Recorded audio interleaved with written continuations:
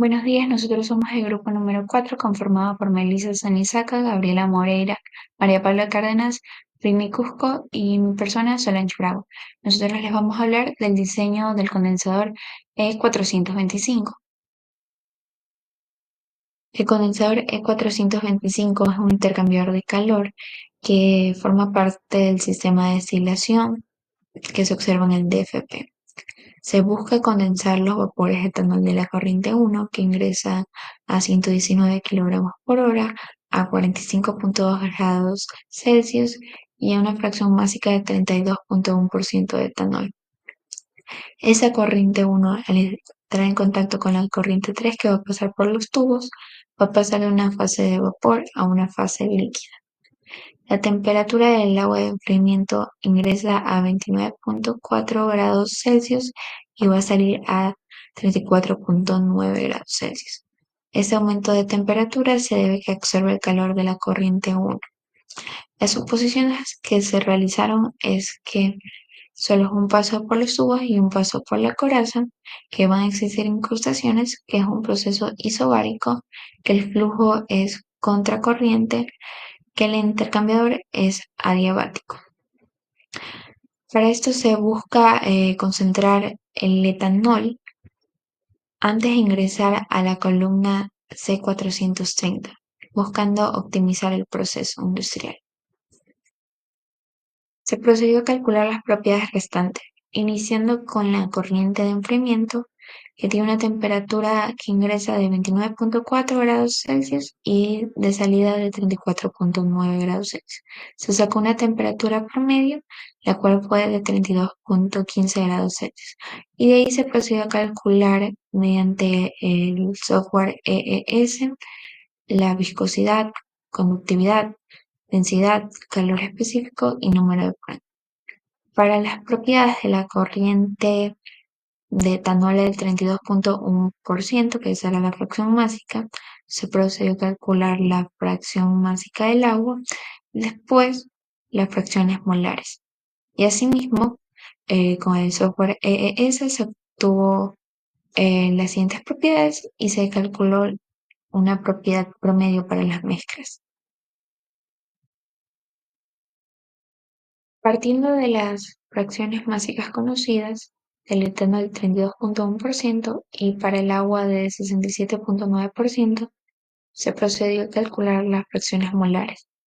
Para el agua de 0,8441 y para el etanol de 0,1559. Para sacar la viscosidad de la mezcla se utilizó una correlación logarítmica, obteniendo así una viscosidad para la corriente de 3,1175 por 10⁻⁴ kilogramos metros por segundo. Para la conductividad se procedió a multiplicar las fracciones molares por la conductividad correspondiente de cada componente, obteniendo así una conductividad de 0,53 watt metro por Kelvin. En el proceso de transferencia de calor, el primer paso es calcular el calor total transferido, que se determina utilizando la siguiente fórmula, donde el calor total es igual al flujo másico del etanol y la entalpía de evaporización. Con el flujo del etanol, que ya está predicho en el problema, y su entalpía, al convertir el flujo a kilogramos sobre segundo y aplicar la fórmula, obtenemos un calor total transferido de 66,86 kilojoules sobre segundos, lo que representa la cantidad de energía que el sistema de intercambio de calor debe eliminar para enfriar el etanol. Continuamos con el flujo másico del agua en enfriamiento que se utiliza en el condensador. Usamos la siguiente fórmula, que es el flujo másico por la capacidad calorífica específica del agua y la variación de temperatura del agua, sustituyendo los valores tanto del calor y la diferencia de temperatura, que es 34,9 y 29,4, se obtiene el flujo másico del agua, que es 10,47. Este valor es fundamental para el diseño del condensador, ya que indica la cantidad del agua que debe ser movida a través de este para absorber el calor del etanol. Para los valores que se podrán obtener aproximados de incrustación estimadas en Fall-in, para el HID, el coeficiente de transferencia de calor externo, y el HOD, que es el de desecación. Para el HID se utiliza la tabla 14.3. Son cruciales para el diseño del condensador. Para el fluido del agua, seleccionamos el que está marcado, la primera. En el caso de procesos de condensación se toman los valores más altos, que corresponde a 4000, que se calcula 1 sobre el último valor del rango. Ya.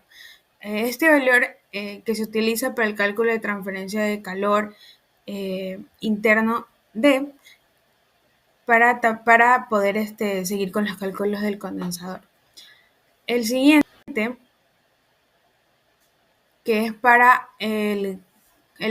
sabemos que es un fluido orgánico, es etanol, que circula por el intercambiador. Entonces se seleccionan los valores de 4000 para el coeficiente de transferencia de calor externo y de 10000 para el coeficiente de desecación, HOD.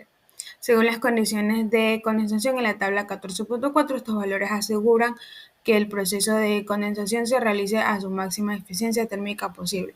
También nosotros asumimos que es un proceso isobárico y por eso elegimos la presión a 100 kilopascales.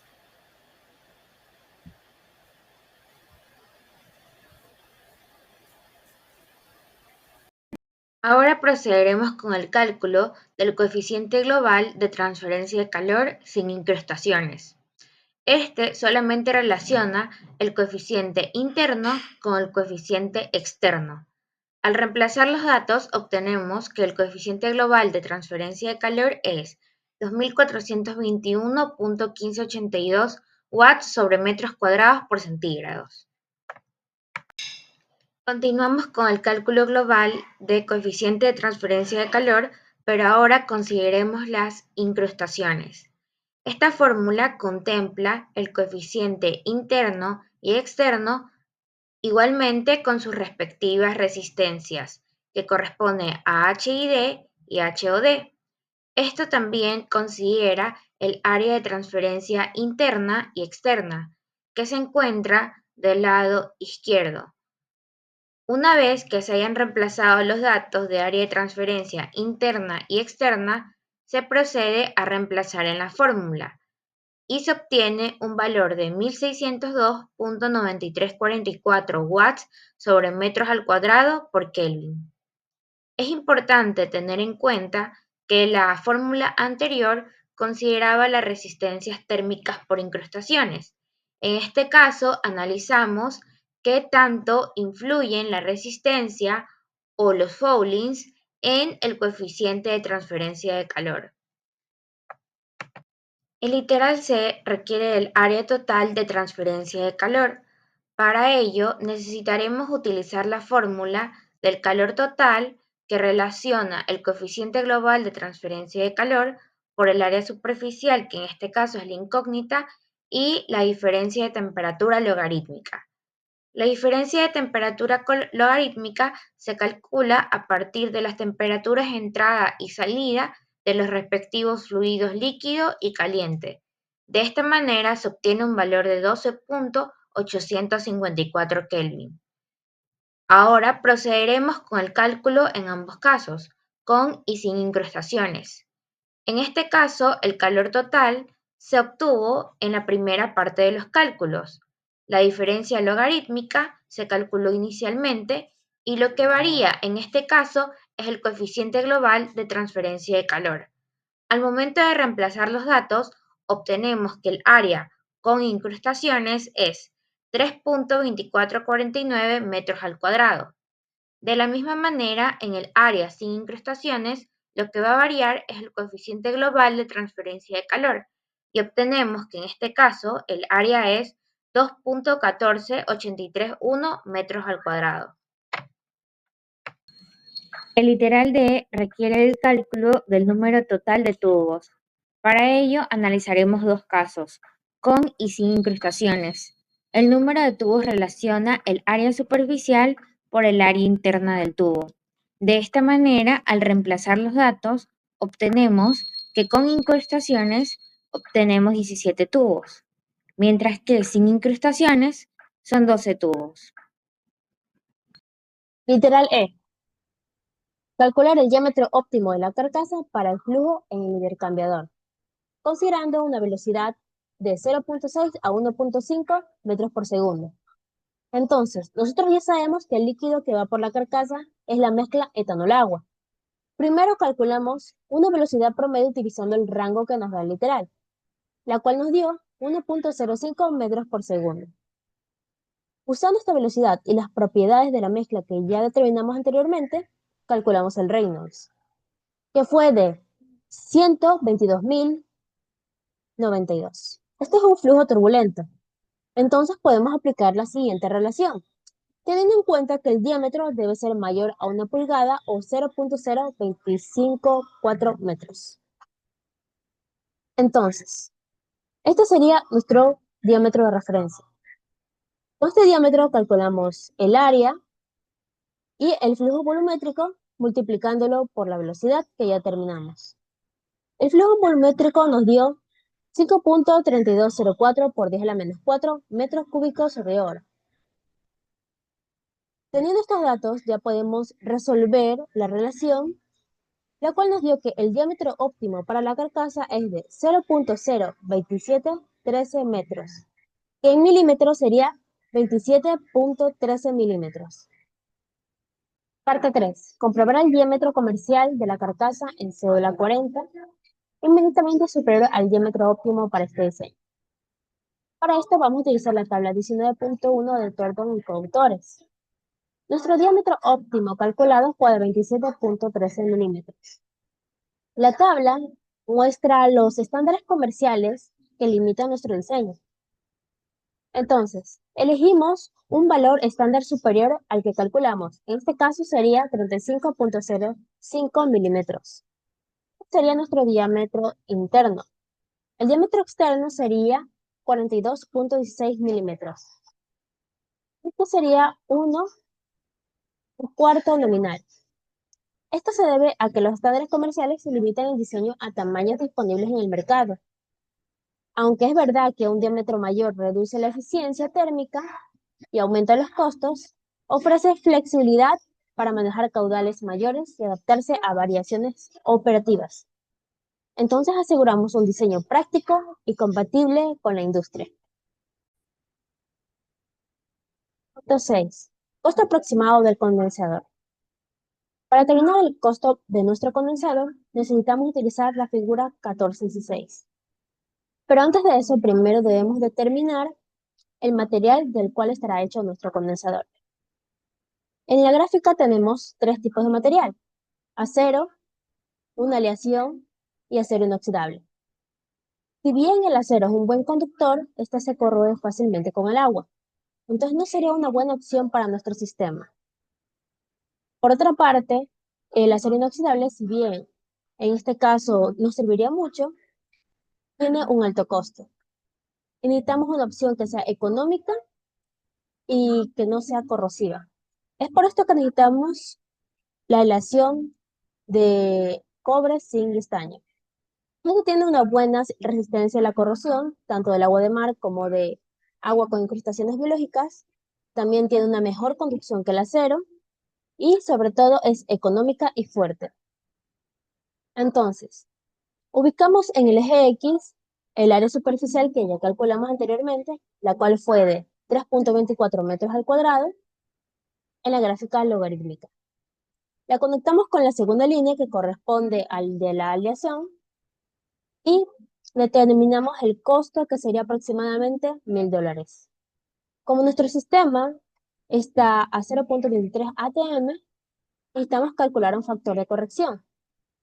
Entonces, con la presión, ubicamos en el factor de corrección, el cual nos dio 1. Entonces, el costo de nuestro condensador sería aproximadamente $1.000. En la cuarta parte nos piden comprobar las dimensiones de los tubos 3/4 BWG16. Entonces nos ubicamos en la tabla en 16 BWG y nos damos cuenta que en la sección 3/4 de pulgadas el diámetro de los tubos externos es de 19.050 con un espesor de 1.0 6,51 milímetros y un diámetro interno de 15,748. Y eso lo utilizamos para el diseño de nuestro condensador. Aquí tenemos el resumen del diseño del condensador, de un paso por la coraza y un paso por los tubos. Es importante tener en cuenta los indicadores de temperatura e indicador de presión, especialmente en el ingreso de la mezcla etanol-agua que será por la coraza. Es importante la medición de presión debido a que la temperatura de condensación va a depender directamente de la presión de vapor. Asimismo, si la presión de vapor es muy alta, se podría formar burbujas y esto conllevaría a la formación de cavitaciones o golpe de ariete, que también sería peligroso para los operadores del intercambiador o incluso para todos los trabajadores de la fábrica. Es importante también los indicadores de temperatura debido a que esto nos ayuda a identificar si existen incrustaciones dentro de los tubos, puesto que un gradiente mayor de temperatura a lo largo del tiempo indicaría que no se transfiere mucho calor. Por algo está pasando dentro del intercambiador y debería de verificarse. También se tuvo que los números de tubo para este intercambiador son 17, con una longitud aproximada de 3,75 metros. Y también se tuvieron dimensiones de la coraza y los tubos, tanto en diámetros externos, diámetros internos, como lo podemos observar allí. Y las estimaciones que se realizaron fue el calor total que se obtuvo, que fue de 66,86 kilowatts, el HI, el HO, el HID, el HOD, que se lo sacó de tablas. Asimismo, se calculó el coeficiente global de transferencia de calor, que fue de 16.002,93 watt metro cuadrado Kelvin. Y el área total de transferencia fue de 3,24 metros cuadrados, con un costo aproximado de $1.000. También es importante aclarar que se obtuvo el flujo másico que entra por la coraza, que fue de 119 kilogramos hora, y el flujo másico del fluido que pasa por los tubos, que es el agua de enfriamiento, que fue de 10.474 kilogramos hora.